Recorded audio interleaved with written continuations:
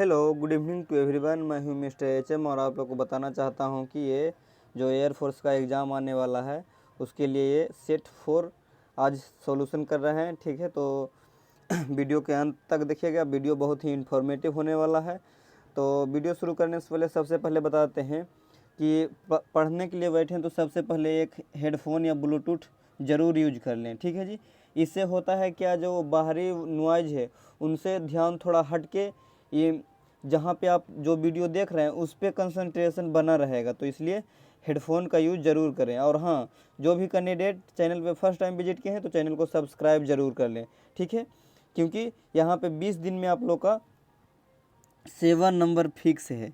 रागा section के GK GS का जो 7 नंबर आता है, जीके जीएस 7 या 6 नंबर के आते हैं, तो 7 नंबर आपका रागा में फिक्स है। इससे ज़्यादा आपको कुछ करना ही नहीं है। ठीक है, तो फालतू का टाइम वेस्ट नहीं करिए और वीडियो को ध्यान से देखिएगा।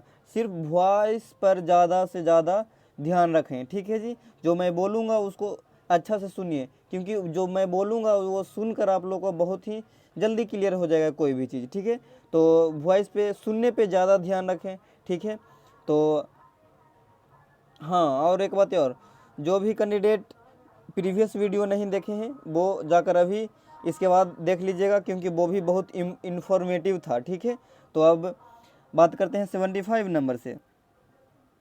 और ये जो है बताते हैं सबसे पहले कि जो 2021 का परमार सर का महा पीडीएफ था उसको हम लोग एनालिसिस कर रहे हैं बहुत ही डिटेल में।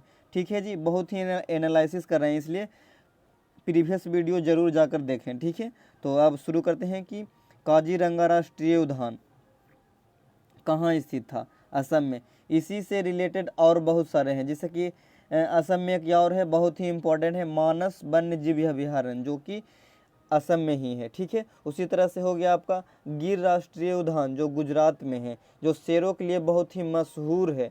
ठीक है, उसके बाद कूनो राष्ट्रीय उद्यान जो मध्य प्रदेश में है। उसके बाद हो गया बांदीपुर राष्ट्रीय उद्यान जो कर्नाटक में है, बहुत ही इंफॉर्मेटिव है, बहुत ही इम्पोर्टेंट है आपका ये बांदीपुर राष्ट्रीय उद्यान कर्नाटक में। कितने बार एक क्वेश्चन रिवाइज हो गया है एयरफोर्स में। ठीक है, उसके बाद पेरियार वन्य जीव अभयारण्य कहाँ है? केरल में है। कान्हा नेशनल पार्क कहाँ है? मध्य प्रदेश में। साइलेंट वैली नेशनल पार्क जो केरल में है। कंचनजंगा राष्ट्रीय उद्यान कहाँ है? सिक्किम में। उसी तरह से है आपका दाची ग्राम वन्य जीव अभयारण्य कहाँ है? जम्मू एंड कश्मीर में है। ठीक है, उसके बाद है दुधवा नेशनल पार्क, बहुत ही इम्पोर्टेंट है। दुधवा नेशनल पार्क कहाँ है? उत्तर प्रदेश में। इसी तरह से बांधवगढ़ राष्ट्रीय उद्यान कहाँ है? मध्य प्रदेश में। उसके बाद है राजस्थान का एक बहुत ही इम्पोर्टेंट है, जो है रणथंभौर राष्ट्रीय उद्यान कहाँ है? राजस्थान में। उसी तरह से अगला है घाना वन्य जीव अभयारण्य कहाँ है? राजस्थान, भरतपुर में है। ठीक है, उसके बाद बात करते हैं आगे हम लोग 76 नंबर पे रियो ओलंपिक में 200 मीटर दौड़ में जीतने वाले पहले एथलीट कौन थे? हुसैन बोल्ट थे, जो कि जमैका के थे। जमैका एक कंट्री का नाम है। ठीक है, उसके बाद बात करते हैं आगे हम लोग, उतना इम्पोर्टेंट नहीं है। ठीक है, लेकिन हाँ, एक नज़र ज़रूर देख लीजिएगा। वॉइस पे ज़्यादा से ज़्यादा ध्यान रखिएगा। वॉइस में थोड़ा सा इशू हो सकता है, पर आपके सिलेक्शन में कोई इशू होने वाला नहीं है, इसलिए वॉइस को अच्छे से ऑब्जर्व करें। ठीक है, उसके बाद है आपका कि बीबी का मकबरा कहाँ स्थित है? औरंगाबाद, महाराष्ट्र में है। ठीक है, औरंगाबाद में आपका बीबी का मकबरा स्थित है। और जो बीबी का मकबरा था किसके द्वारा बनाया गया था? बीबी का जो मकबरा है किसके द्वारा बनवाया गया था? आजम शाह के द्वारा। ठीक है जी, उसके बाद बात करते हैं आगे, इसी में है बीबी के मकबरा के बारे में और थोड़ा सा डिटेल कर लेते हैं कि और इसमें क्या क्या था। ठीक है, जैसे कि हो गया आप लोग का आजम शाह ने बनवाया था। ठीक है, उसी तरह से और था कि क्या बोलते हैं बीबी का मकबरा हो गया। उसके बाद है कि बीबी बाबर का मकबरा, उसी तरह से आपका है जिसे जिसे जैसे हो गया बीबी का मकबरा, उसी तरह से आपका हो गया बाबर का मकबरा। बाबर का मकबरा आपका कहाँ है? काबुल में। काबुल कहाँ? काबुल की जो अफगानिस्तान की राजधानी है काबुल, उसी तरह से आपका है कहाँ? काबुल में बाबर का मकबरा। और बीबी का मकबरा औरंगाबाद, महाराष्ट्र में है। उसी तरह से हो गया हुमायूं का मकबरा, हुमायूं का मकबरा नई दिल्ली में है। उसी तरह से आपका हो गया अकबर का मकबरा, अकबर का मकबरा कहाँ है? आगरा में। उसके बाद है आपका चंपारण आंदोलन कब हुआ था? चंपारण आंदोलन 1917 में हुआ था, ठीक है जी, 1917 में हुआ था। और कौन शुरू किए थे? गांधी जी शुरू किए थे। कहाँ है चंपारण? तो बिहार में है, ठीक है। उसी तरह से आपका है, इसी से रिलेटेड और भी कुछ है जो है कि क्या बोलते हैं, चंपारण बिहार में है, ठीक है। उसी तरह से आप लोग का और थोड़ा सा है, जैसे कि इसमें जैसे हो गया भारत छोड़ो आंदोलन कब शुरू हुआ था? 1942 में हुआ था। जो चंपारण है 1917 में हुआ था, 1942 में हुआ था भारत छोड़ो आंदोलन। उसी तरह से है खेड़ा सत्याग्रह, जिसको अहमदाबाद मिल स्ट्राइक बोलते हैं, जो 1918 में हुआ था। इसी तरह से आप लोग का मुस्लिम लीग की स्थापना कब हुआ था? बहुत ही इम्पोर्टेंट है, मुस्लिम लीग की स्थापना जो हुआ था 1906 ईस्वी में हुआ था। उसके बाद है जालियांवाला बाग हत्याकांड कब हुआ था? 13 अप्रैल 1919 को हुआ था।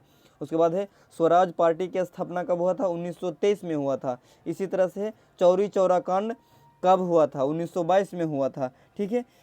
वॉइस पे बहुत ज़्यादा ऑब्जर्व करिएगा वॉइस को, क्योंकि वॉइस ही बहुत इंपॉर्टेंट है, ठीक है। वीडियो में उतना ज़्यादा कुछ रखा हुआ नहीं है, लेकिन वॉइस ही बहुत इंपॉर्टेंट है, इसलिए वॉइस क्योंकि एनालिसिस कर देता है। और एक चीज़ और है, एक फैक्ट है, क्या पता है? कोई भी चीज़ आप खुद से पढ़िएगा वो बहुत टाइम लेगा आपको वो चीज़ें के याद करने में, ठीक है। और कोई चीज़ सुनिएगा तो वो चीज़ें बहुत जल्दी हो जाएंगे। जैसे कि मैं बोल रहा हूँ, आप सुन रहे हैं, तो वो चीज़ें बहुत जल्दी हो जाएंगे आपको ऑब्जर्व, ठीक है। तो इसी तरह से और है, जैसे कि साइमन कमीशन भारत कब आया था? तो 1928 में आया था। उसके बाद है कि लाहौर अधिवेशन 1929 में हुआ था, उसका अध्यक्ष कौन थे? पंडित जवाहरलाल नेहरू थे। उसी तरह से रोलेट एक्ट भी 1919 में हुआ था। रोलेट एक्ट कब हुआ था? 1919 में हुआ था। उसी तरह से असहयोग आंदोलन, रोलेट एक्ट के बाद हुआ आपको असहयोग आंदोलन, जो 1920 में हुआ था। उसके बाद हो गया सबने अवज्ञा आंदोलन, जिसको दांडी मार्च बोलते हैं लोग, वो हुआ था 1930 में। 1930 में हुआ था दांडी मार्च, जिसको बोलते हैं लोग सबने अवज्ञा आंदोलन, ठीक है। उसके बाद हो गया आपका अरे यार एक सेकेंड, क्या हो गया जी, कहाँ पे आ गए हम लोग? हाँ, उसके बाद 79 नंबर पे है, विजयनगर साम्राज्य का प्रथम राजवंश कौन था? संगम। विजयनगर साम्राज्य की स्थापना किसने किया था? हरिहर एवं बुका ने। इसके बाद ये जो है विजयनगर साम्राज्य का बहुत ही डिटेल में बताया गया है प्रीवियस वीडियो में, इसलिए जाकर प्रीवियस वीडियो जरूर जाकर देखें, ठीक है। उसके बाद है कि हुएन सांग किसके शासनकाल में आया था? हुएन सांग आया था हर्षवर्धन के शासनकाल में। हुएन सांग, और एक था क्या, चंद्रगुप्त मौर्य के शासनकाल में भी कोई आया था, मेगास्थनीज आया था, ठीक है। उसके बाद हो गया आप लोग का एक और कोई था जो आया था चंद्रगुप्त मौर्य के शासनकाल में, ठीक है। प्रीवियस वीडियो जाकर देखिए, यह क्वेश्चन को भी बहुत ही ज़्यादा डिटेल बताया गया है, ठीक है। तो प्रीवियस वीडियो जरूर जाकर देखें, क्योंकि जो प्रीवियस वीडियो था बहुत ही लंबा था, लेकिन उसमें बहुत ज़्यादा डिटेल किया गया है, ठीक है। तो आप प्रीवियस वीडियो जाकर जरूर देखें। उसके बाद बात करते हैं हम लोग 81 पे, कि ज्योति तीव्रता का एसआई मात्रक क्या है? कैंडेला। इसी तरह से विद्युत क्षेत्र की तीव्रता का एसआई मात्रक क्या है? आप लोग जाकर कमेंट में ज़रूर बताएं, ठीक है। उसके बाद, क्योंकि मुझे अभी कंफर्म नहीं है, ठीक है। उसके बाद बात करते हैं हम लोग जिम कॉर्बेट नेशनल पार्क, जो आपको उत्तराखंड में है। उसी तरह से बहुत सारे नेशनल पार्क अभी पहले डिस्कस किए हैं, वो प्रीवियस टाइम से ही रिलेटेड है, ठीक है। तो अभी कुछ सेकंड पहले डिटेल किए। उसके बाद आगे बात करते हैं हम लोग कि वर्तमान में स्वास्थ्य मंत्री कौन है? हर्षवर्धन। वो कब के अनुसार है? 2021 के अनुसार, क्योंकि ये परमार सर का 2021 का महा PDF है, ठीक है। उसके बाद बात करते हैं हम लोग कि हिंदी दिवस कब मनाया जाता है? 14 अप्रैल को, ठीक है जी। हिंदी दिवस मनाया जाता है आपको 14 अप्रैल को। उसी तरह से आप लोग का कि युवा दिवस कब मनाया जाता है? 12 जनवरी को, 12 जनवरी को, ठीक है। उसी तरह से है खेल दिवस कब मनाया जाता है? 29 अगस्त को। उसके बाद है कि विश्व ओजोन दिवस कब मनाया जाता है? 16 सितंबर को। उसके बाद है साक्षरता दिवस, अंतर्राष्ट्रीय साक्षरता दिवस मनाया जाता है 8 सितंबर को। उसी तरह से है आप लोग का अंतर्राष्ट्रीय महिला दिवस 8 मार्च को मनाया जाता है, ठीक है। उसके बाद है एड्स दिवस मनाया जाता है आप लोग का 1 जनवरी को। सॉरी 1 दिसंबर को। उसके बाद है मानवाधिकार दिवस। मानवाधिकार दिवस मनाया जाता है 10 दिसंबर को, ठीक है। उसी तरह से एकता दिवस मनाया जाता है 31 अक्टूबर को। उसके बाद बात करते हैं हम लोग 85 नंबर क्वेश्चन पे कि जमाइका की राजधानी कहाँ है? किंगस्टन है। इसी तरह से देश राजधानी बहुत ही बताया गया है, तो आप लोग जाकर प्रीवियस वीडियो देख सकते हैं इसलिए। और थोड़ा सा हो सकता है अभी ऐसा है कि प्रीवियस वीडियो थोड़ा सा जाकर देखेगा तो उसमें ज़्यादा ही दिया हुआ है, इसलिए ऐसे मैं इसको थोड़ा सा अभी फिर भी डिटेल कर देता हूँ। इसमें बहुत सारे हैं, जैसे हो गया मंगोलिया का राजधानी कहाँ है? उलान बटोर। इटली का राजधानी कहाँ है? रोम। उसके बाद है स्पेन की राजधानी कहाँ है? मैड्रिड। उसके बाद हो गया फ्रांस की राजधानी कहाँ है? पेरिस। उसी तरह से आप लोग का डेनमार्क का कोपेनहेगन है। उसके बाद इजराइल का जेरूसलम है। उसके बाद दक्षिण कोरिया का राजधानी सियोल है। उसके बाद कंबोडिया का है नहोम पेन है। उसके बाद संयुक्त अरब अमीरात, जिसको बोलते हैं रूस का ही एक पूरा नाम है संयुक्त अरब अमीरात, जिसका राजधानी कहाँ है? अबू धाबी में। उसके बाद है थाईलैंड की राजधानी कहाँ है? बैंकॉक, ठीक है जी। उसके बाद सऊदी अरब की राजधानी कहाँ है? रियाद। उसके बाद है ईरान की राजधानी कहाँ है? तेहरान। उसके बाद हो गया जापान की राजधानी कहाँ है? टोक्यो, ठीक है। चीन की राजधानी कहाँ है? बीजिंग। अफगानिस्तान की राजधानी कहाँ है? काबुल। अफगानिस्तान के बारे में अभी पहले कुछ डिटेल किए थे, ठीक है जी, तो ध्यान में रखिएगा। इसलिए बोलते हैं कि वॉइस पे ज़रूर ध्यान रखिएगा, ठीक है, क्योंकि वॉइस बहुत ही इम्पॉर्टेंट है। वीडियो में थोड़ा सा कम बताया जाएगा क्योंकि वीडियो में उतना ज़्यादा नहीं, लेकिन वॉइस ही बहुत इंपॉर्टेंट है, इसलिए आप लोग को बोलते हैं वॉइस पे ध्यान रखिएगा। हेडफोन का यूज़ ज़रूर करिएगा, ठीक है। उसके बाद है यूक्रेन हाल ही फिलहाल न्यूज में था, इसलिए यूक्रेन की राजधानी कहाँ है? कीव नाम है आप लोग का, ठीक है। उसके बाद है नथुला दर्रा आप लोग का कहाँ है? सिक्किम में। नथुला दर्रा सिक्किम में है। उसके बाद बात करते हैं इसको और थोड़ा सा डिटेल करते हैं नथुला दर्रा को, कि और कौन कौन से दर्रा हैं। जैसे हो गया पीर पंजाल दर्रा, जो कि जम्मू एंड कश्मीर में है। उसी तरह से जोजिला दर्रा को बोलते हैं इंग्लिश में पासेस। तो जोजिला पास कहाँ है? जम्मू एंड कश्मीर में। उसके बाद सिलपिला, बारालाचला, रोहतांग दर्रा हिमाचल प्रदेश में है। उसके बाद हो गया जम्मू से श्रीनगर का मार्ग को बोलते हैं बनिहाल मार्ग या बनिहाल पास दर्रा बोलते हैं। उसके बाद है लीपू लेक उत्तराखंड में। खैबर दर्रा पाकिस्तान में है। उसके बाद नथुला तो अभी आपको बताएं कि सिक्किम में, बहुत ही इम्पोर्टेंट है, ठीक है। उसके बाद बूमडिला, जो कि अरुणाचल प्रदेश में है। उसके बाद रॉकी पर्वत श्रृंखला कहाँ है? उत्तरी अमेरिका में है। रॉकी पर्वत श्रृंखला कहाँ है? उत्तरी अमेरिका में, ठीक है।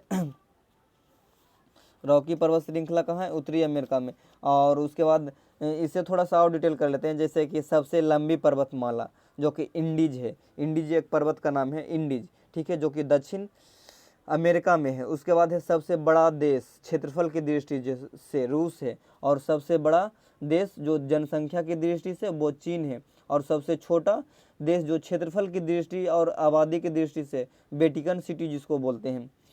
उसके बाद है सबसे लंबी सीमा वाला देश कौन सा है? कनाडा। उसके बाद है सर्वाधिक सीमाओं वाला देश कौन सा है? चीन। उसके बाद है बात करते हैं सबसे लंबी नदी जो नील नदी जो कहाँ है?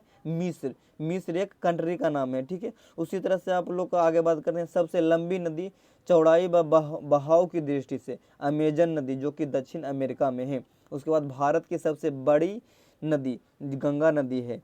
उसके बाद है दक्षिण भारत की सबसे बड़ी नदी गोदावरी है, जिसको दक्षिण गंगा के नाम से भी जाना जाता है, गोदावरी को। उसके बाद बात करते हैं सबसे ऊंचा पठार जो पमीर का पठार है, ठीक है। उसके बाद बात करते हैं हम लोग अगला क्वेश्चन पे, ठीक है जी। तो आप लोगों को कंफर्म हो गया होगा कि रॉकी पर्वत श्रृंखला कहाँ है? उत्तरी अमेरिका में, ठीक है। उसके बाद बात करते हैं अगला कि डायनेमो परिवर्तित करता है आंतरिक ऊर्जा को विद्युत ऊर्जा में, और विद्युत ऊर्जा को आंतरिक ऊर्जा में कौन परिवर्तन करता है? विद्युत मोटर, ठीक है। आप लोग का आगे बात करते हैं केमिस्ट्री का क्वेश्चन है, नीला थोथा का सूत्र क्या होता है? नीला थोथा को क्या कहते हैं? कॉपर सल्फेट CuSO4 × 5H2O, ठीक है।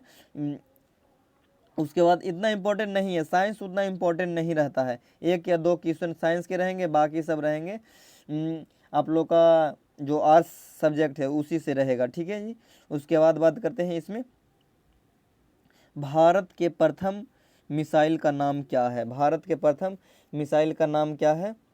पृथ्वी। भारत के प्रथम मिसाइल का नाम क्या है? पृथ्वी। उसके बाद बात करते हैं आप लोग का, इसको और थोड़ा सा डिटेल कर देते हैं कि भारत में और कौन कौन से हुए थे, ठीक है जी।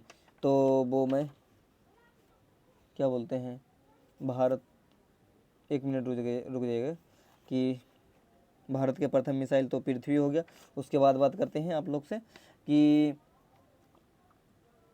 वो आप लोग को प्रीवियस वीडियो में करा दिए हैं, ठीक है जी, कि भारत का प्रथम परमाणु पनडुब्बी INS चक्र है, और प्रथम पनडुब्बी जो है INS कावेरी है, ठीक है जी। अब भारत के प्रथम विमान वाहक पोत INS विक्रांत, ठीक है। इसको कराने की ज़रूरत नहीं है, प्रीवियस वीडियो जाकर देखिएगा, बहुत ही डिटेल में कराया गया है। उसके बाद बात करते हैं भारत के प्रथम विश्वविद्यालय जो नालंदा विश्वविद्यालय है, प्रथम पे फोकस कर रहे हैं तो इसलिए जान लीजिए प्रथम कौन कौन से हैं, ठीक है। तो भारत का प्रथम विश्वविद्यालय जो था नालंदा विश्वविद्यालय, जो हमारा बिहार में है, और बिहार में कहाँ है? नालंदा डिस्ट्रिक्ट में। बिहार में एक डिस्ट्रिक्ट का नाम है नालंदा, वहीं पे है, ठीक है। उसके बाद बात करते हैं हम लोग, भारत के प्रथम आणविक केंद्र तारापुर में है। तारापुर कहाँ है? आप लोग कमेंट करके ज़रूर बताइएगा, ठीक है। उसके बाद बात करते हैं भारत के प्रथम उपग्रह, भारत के प्रथम उपग्रह कौन है? आर्यभट्ट। उसके बाद भारत के प्रथम मध्यम दूरी मीडियम डिस्टेंस वाला मिसाइल कौन सा है? अग्नि, अग्नि जिसको नाम है। बीजापुर का गोल गुम्बज का निर्माण गोल गुम्बज का निर्माण किसने करवाया था? बीजापुर में जो स्थित है गोल गुम्बज, उसका निर्माण मोहम्मद आदिल शाह ने करवाया था। इसी तरह से इससे रिलेटेड कुछ क्वेश्चन रहेंगे, उसको मैं फिर से डिटेल कर देता हूँ कि और इसके साथ क्या क्या हुआ है, ठीक है। हाँ, उसके बाद है कि बीजापुर में तो गोल गुम्बज है जिसका निर्माण मोहम्मद आदिल शाह ने करवाया था, ठीक है। उसके बाद बात करते हैं कि दिल्ली में जो जामा मस्जिद है उसका निर्माण शाहजहां ने करवाया था।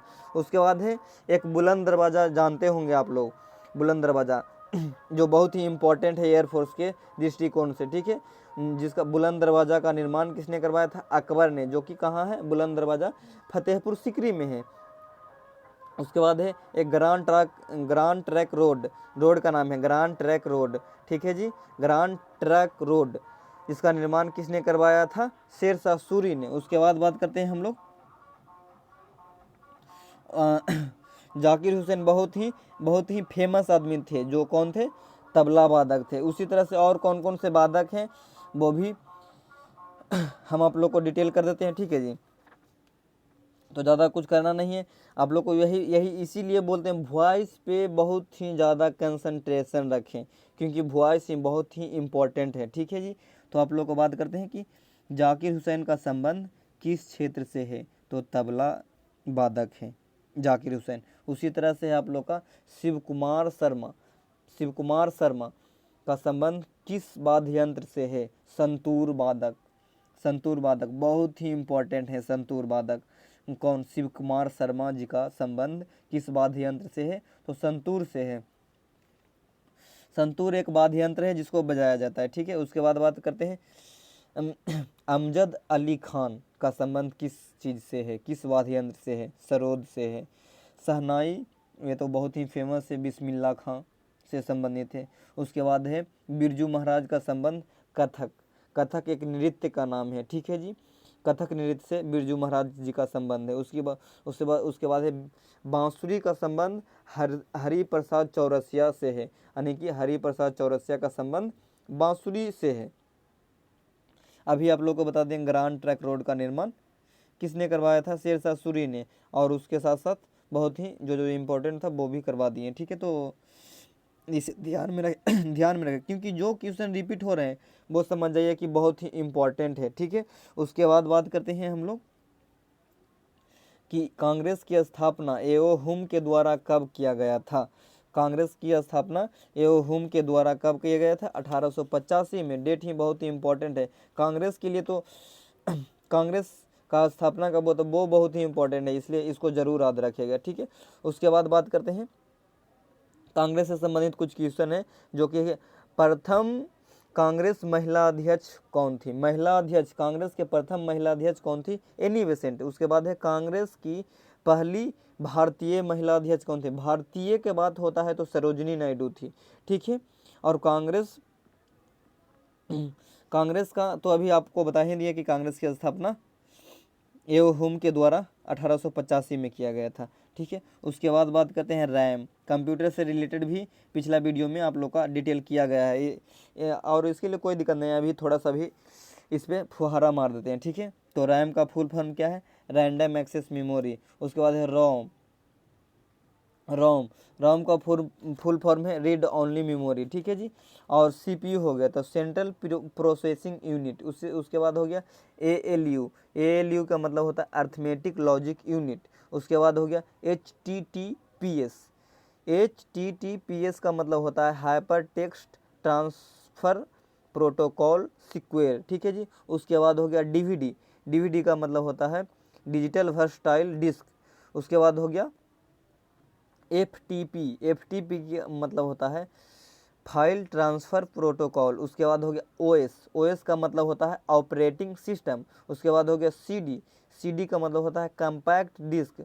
उसके बाद हो गया लैन भी करवा दिया गया है आप लोग का, लोकल एरिया नेटवर्क। वैन भी करवा दिया गया है, वाइड एरिया नेटवर्क।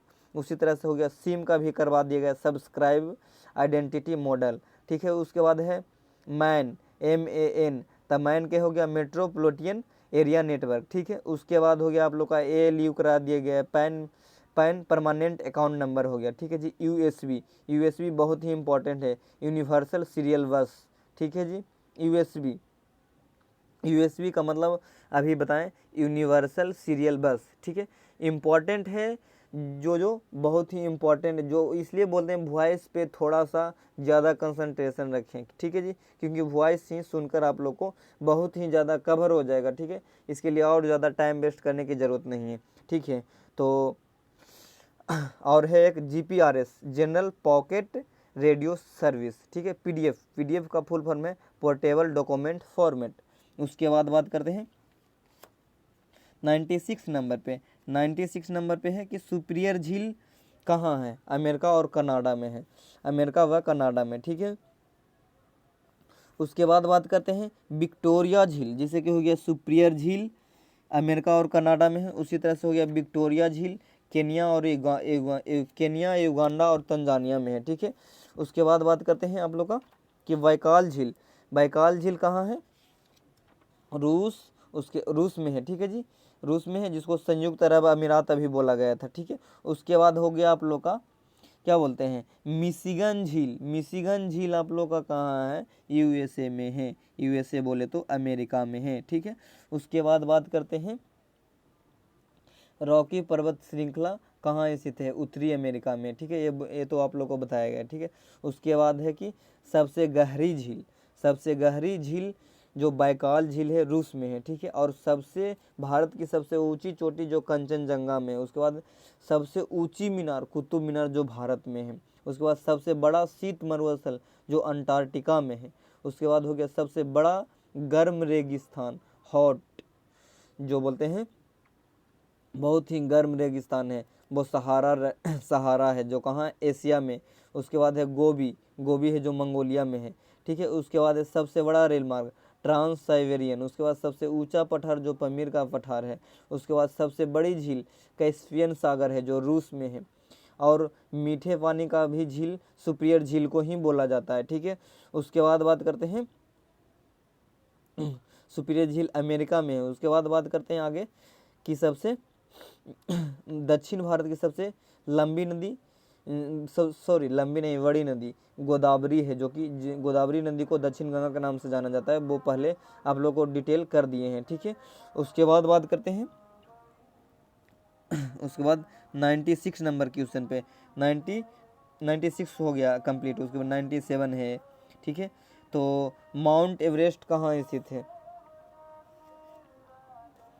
ठीक है जी क्या बोलते हैं माउंट एवरेस्ट। माउंट एवरेस्ट आप लोग का है नेपाल में, ठीक है, नेपाल में। और कंचनजंगा के बारे में अभी बताएं कि नेपाल में ही है। ठीक है जी, नेपाल और भारत में ही है, ठीक है। उसके बाद बात करें नंगा पर्वत, नंगा पर्वत कहाँ है, भारत में है। उसके बाद धौलागिरी, धौलागिरी भी पर्वत का ही नाम है जो कि नेपाल में है, ठीक है। उसके बाद बात करते हैं आप लोग का आगे हम लोग 98 नंबर पे कि किस विटामिन की कमी से रतौंधी होता है, तो विटामिन ए की कमी से रतौंधी होता है। और एक क्वेश्चन आप लोग के लिए विटामिन का खोज किसने किया था, फंक ने, फंक एक साइंटिस्ट का नाम है, ठीक है जी। उसके बाद रिकेट्स किस विटामिन के कमी के कारण होता है, विटामिन डी के कमी से रिकेट्स होता है। विटामिन सी का रासायनिक नाम क्या है, एस्कॉर्बिक एसिड, ठीक है जी, एस्कॉर्बिक एसिड। उसके बाद विटामिन ई का रासायनिक नाम क्या है, टोकोफेरॉल। उसके बाद उसी तरह से है आप लोग का एनीमिया, एनीमिया रोग किसकी कमी के कारण होता है, आयरन की कमी से आप लोग को एनीमिया होता है, ठीक है जी। उसके बाद स्कर्वी किस विटामिन के कमी के कारण होता है, स्कर्वी जो डिजीज है किस विटामिन की कमी से होता है, विटामिन सी की कमी से आप लोग को स्कर्वी होता है, ठीक है जी। उसके बाद उसी में था कि विटामिन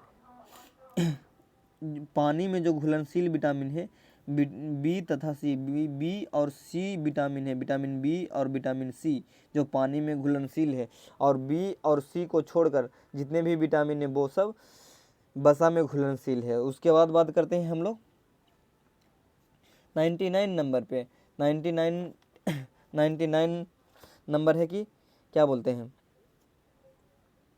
गोल्डन गर्ल या ढिंग एक्सप्रेस के नाम से किसे जाना जाता है, हिमा दास को, ठीक है। इसी तरह से और भी कुछ उपनाम हैं जो आप लोग को बता देते हैं, ठीक है जी। उसी तरह से है कि भारत का नेपोलियन किसको कहा जाता है, समुद्रगुप्त को कहा जाता है। उसी तरह से है आप लोग का black Gandhi, Martin Luther king को कहा जाता है। उसी तरह से है एक उड़न पड़ी जिस तरह से है आप लोग का गोल्डन गर्ल या ढिंग एक्सप्रेस, उसी तरह से है आप लोग का गोल्डन गर्ल या ढिंग एक्सप्रेस, उसी तरह से आप लोग का उड़न पड़ी पीटी उषा को कहा जाता है, ठीक है। उसी तरह से देश रत्न जो हमारे प्रथम राष्ट्रपति थे डॉक्टर राजेंद्र प्रसाद को बोला जाता है देश रत्न। उसके बाद है कायदे आजम मोहम्मद अली जिन्ना को, और शहीद ए आजम बोला जाता है भगत सिंह को, ठीक है। उसके बाद हरियाणा हरिकेन बोला जाता है कपिल देव को, ठीक है। उसके बाद भारत का शेक्सपियर जिसको बोला जाता है कालिदास को बोला जाता है। पंजाब केसरी बोला जाता है लाला लाजपत राय को, ठीक है। इसी तरह से बहुत ही प्रीवियस वीडियो भी जाकर देखेगा तो इन सभी चीज़ों को बहुत ही डिटेल किया गया है, ठीक है। तो इसीलिए बोलते हैं बार बार कि प्रीवियस वीडियो जाकर ज़रूर देखिएगा, क्योंकि वीडियो को जब तक क्लियर नहीं होता है तब तक वीडियो को देखिए, एक बार नहीं, दो बार नहीं, 3 बार देखिए, ठीक है जी। इससे होता है कि आप लोग का वीडियो सिर्फ देखने से और सुनने से चीज़ें कंफर्म हो जाएगी, इससे ज़्यादा कुछ करना नहीं है। इससे ज़्यादा कुछ करेगा तो आपका टाइम वेस्ट होगा। इससे अच्छा है कि जो सब्जेक्ट आपका बहुत ही वीक है उस पर ध्यान रखिए। रागा सेक्शन के लिए, जीके जीएस के लिए इतना से ज़्यादा कुछ करना नहीं है, ठीक है। मैं तो बोल दिया पहले 7 के 7 नंबर रागा में फिक्स हैं, ठीक है। इसके लिए आपको और भी कुछ करने की ज़रूरत नहीं है, ठीक है। उसके बाद बात करते हैं ये जो मेरा आज का लास्ट क्वेश्चन है कि हुमायूं नामा एक पुस्तक का नाम है जिसका रचना किसने किए थे, गुलबदन बेगम, ठीक है जी। उसी तरह से है राज तरंगिणी के लेखक कौन है, काल्हन है, ठीक है जी, कल्हन है, ठीक है जी, राज तरंगिणी के लेखक। उसी तरह से और बहुत सारे हैं जिसको डिटेल में कर देते हैं। जैसे हो गया एक बुक का नाम है इंडिया डिवाइडेड पुस्तक का लेखक कौन है, डॉक्टर राजेंद्र प्रसाद। उसके बाद है मालगुडी डेज पुस्तक के लेखक कौन है, RK नारायण। उसके बाद है सत्यार्थ प्रकाश पुस्तक के लेखक कौन है, स्वामी दयानंद सरस्वती। उसके बाद है वार एंड पीस पुस्तक के लेखक कौन है, लियो टॉलस्टॉय। उसी तरह से है the God of Small Things, Arundhati Roy. उसके बाद है हुमायूं नामा, जो भी आप लोग को बता रहे हैं कि हुमायूं नामा के लेखक कौन है, गुलबदन बेगम। उसी तरह से आगे बात करते हैं हम लोग अष्टध्यायी पुस्तक जो है उसका लेखक कौन है, पाणिनि। उसके बाद हर्षचरित के लेखक कौन है? बाण भट्ट। इसी तरह से अर्थशास्त्र, अर्थशास्त्र एक बुक का नाम है, सब्जेक्ट नहीं समझ लीजिएगा। अर्थशास्त्र एक बुक का नाम है जिसकी लेखक कौन है, ऑथर कौन है? कौटिल्य। कौटिल्य बोले तो चाणक्य। उसके बाद है इंडिका, इंडिका पुस्तक के लेखक कौन है? मेगास्थनीज। उसके बाद है पृथ्वीराज रासो, पृथ्वीराज रासो के लेखक कौन है? चंद्रवरदाई। उसके बाद है पंचतंत्र, पंचतंत्र के लेखक कौन है? विष्णु शर्मा। उसके बाद है पुस्तक जो कालिदास का है, बहुत ही 2 3 4 पुस्तक है कालिदास का जो बहुत ही इंपॉर्टेंट है, वो हम आप लोग को बता रहे हैं। नाम थोड़ा सा कंफर्म रखिएगा, इसलिए ध्यान से सुनिए।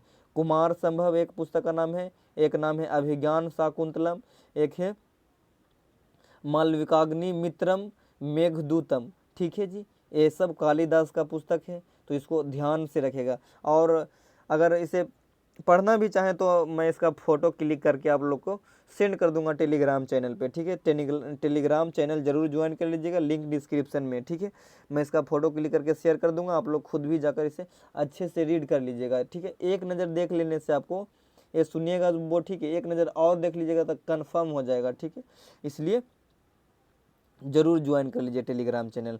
ठीक है, उसके बाद बात करते हैं आप लोग का कि आईने अकबरी और अकबरनामा पुस्तक के लेखक कौन है? अबुल फजल। उसी तरह से इंडिया विंस फ्रीडम पुस्तक के लेखक कौन है? अब्दुल कलाम आज़ाद। उसके बाद मालगुडी डेज पुस्तक के लेखक कौन है? आर.के. नारायण। उसके बाद है beans of fire, beans of fire या इग्नाइटेड माइंड्स पुस्तक के लेखक कौन है? ए.पी.जे. अब्दुल कलाम आज़ाद। उसके बाद है इंडिया डिवाइडेड, तो आप लोग को बता दिए, राजेंद्र प्रसाद। उसके बाद है my experiment with truth, my experiment with truth, जो कि एक आत्मकथा है। किनका आत्मकथा है? वो महात्मा गांधी जी का आत्मकथा है। कामायनी। उसके बाद साकेत, मधुशाला, जयशंकर प्रसाद जी का बुक का नाम है। ठीक है, उसके बाद है क्रिकेट माई स्टाइल, किनका पुस्तक, इनका लेखक कौन है पुस्तक के? क्रिकेट माई स्टाइल, इसका ऑथर है जो कपिल देव हैं। ठीक है, दास कैपिटल के लेखक कौन है? Karl Marx. उसके बाद है गीत गोविंद के लेखक कौन है? जयदेव।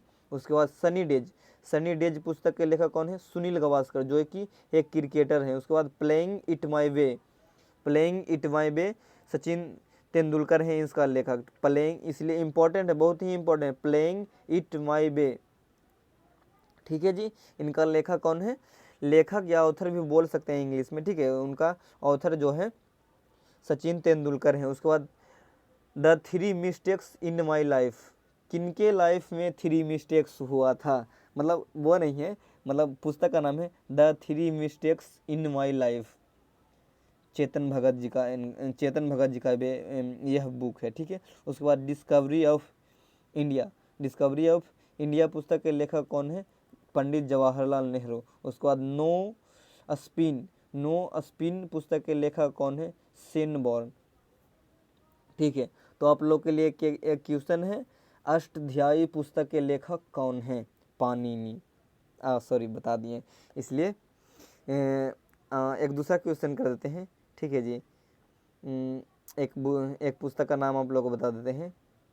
इंडिया डिवाइडेड पुस्तक के लेखक कौन है? कमेंट में ज़रूर बताइएगा, अभी कुछ देर पहले ही आप लोग को बताया गया, इसलिए कमेंट ज़रूर करिएगा इंडिया डिवाइडेड पुस्तक के लेखक कौन है। और हाँ, तो अब इसी से अब वीडियो को समाप्त कर देते हैं। और अंत में क्या बोलना चाहेंगे? अंत में यही बोलना चाहेंगे, बताएंगे नहीं, बनकर दिखाएंगे। तो इसी के साथ वीडियो को अंत कर देते हैं। तो चलिए, बाय।